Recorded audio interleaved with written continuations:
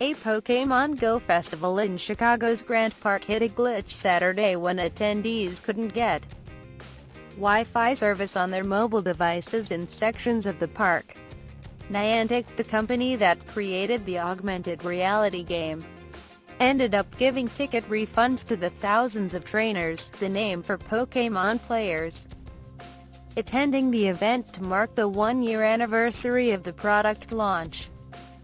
It also gave them $100 in game currency and free game features. As many as 20,000 people were expected at the festival, according to the Chicago Tribune.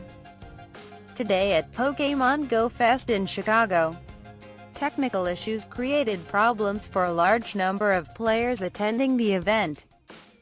A Niantic spokesperson said in a statement, "From everyone at Niantic, we apologize to all of the trainers who came out to Pokémon Go Fest today. Although we were able to solve many of the technical issues, we were not able to offer every attendee a great experience."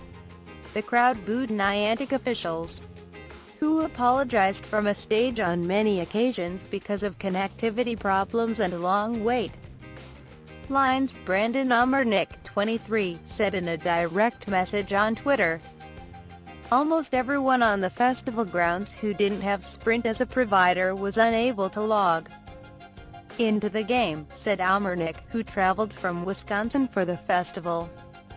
Another disappointment, Amernick said, was the lack of content that people thought would be in the game.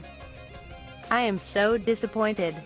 Kat Harris, 28, said she waited 3 hours to get inside, only to find the connectivity issue cut down on her success playing the game. "I maybe caught 20 Pokémon and if I was at home would have caught over 200 plus, Harris, who flew in from Tucson, Arizona, said in a direct message. "Overall I am disappointed. I felt it was very unorganized and needs a lot of improvement," wrote Harris, who grew up watching the popular animated TV show, Pokémon. "I feel the location was not appropriate and made it difficult to play depending on your cell phone provider." But Harris and Amernick saw a bright side. "I did have a fun time with my team and friends. I know this was Niantic's first event and hopefully they will learn from mistakes and improve," Harris said. Amernick said organizers expanded the distance of the event to 2 miles outside the park, meaning he could walk around Lakeshore Drive playing the game. "I was still happy to meet so many awesome people playing the game however, and the weather was perfect," he said. "What is it?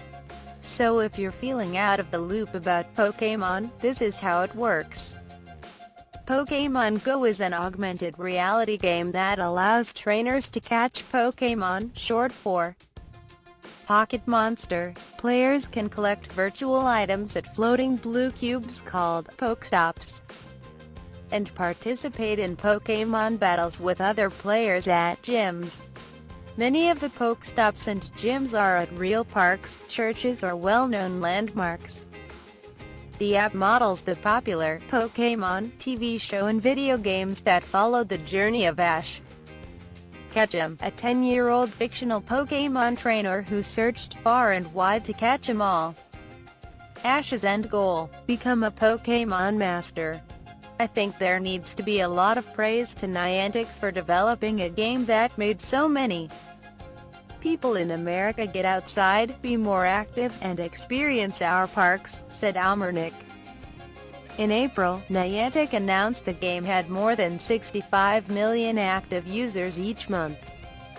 And just a few months before that, the app surpassed 650 million downloads. Over the past year, Niantic has updated the app numerous times to keep active users interested. One of the most celebrated updates added Pokémon characters from the second generation, including Togepi and Phanpy. The first generation included fan favorites like Charmander, Squirtle and Bulbasaur. What's going on this weekend? Tickets to the Pokémon Fest sold out in 10 minutes. players lined up outside Grant Park's entrance at 6 a.m. Saturday, 4 hours before the festival opened. Details of Pokémon Go Fest were limited ahead of time, but trainers were promised never-before-seen Pokémon. It's unclear if they were delivered. Some species in the game can't currently be caught in the United States. Farfetch'd, for example, can be found only in Asia, and Mr. Mime is specific to Europe. In its statement, Niantic said all registered attendees would also have a new feature, the legendary Pokémon Lugia, added to their account. Can't make it to the Windy City? Well, you're in luck. Local Pokémon groups in major U.S. cities were planning events in their hometowns. Players were enacting special items that help lure Pokémon to the area. Even other countries are joining in on the Pokémon fun. Hundreds of players are in Chester, England, this weekend as the nearly 2,000-year-old city turns historical sites into Pokestops as part of the big Heritage Festival.